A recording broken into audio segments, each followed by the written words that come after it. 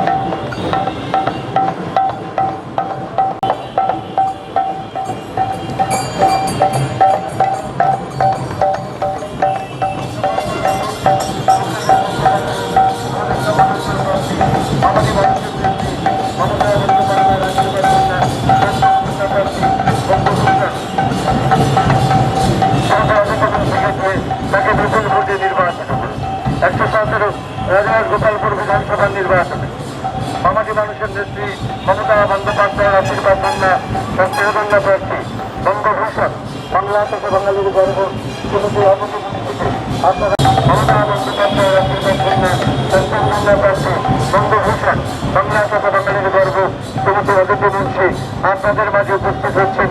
আপনাদের দুহাত ভরা আশীর্বাদ, শুভেচ্ছা এবং শুভকামনাকে গ্রহণ করবার জন্য ১১৭ রাজারহাট গোপালপুর বিধানসভা নির্বাচন সমাজী মানুষের নেত্রী মমতা বন্দ্যোপাধ্যায়ের আশীর্বাদ কন্যা কন্যা প্রার্থী বঙ্গভূষণ শ্রীমতী অদিতি মুন্সিকে আপনারা নির্বাচিত করুন। আগামী ৩০ এপ্রিল আজকের দিন নির্বাচিত করছেন সমর্থনে প্রার্থী অদিতি মুন্সি।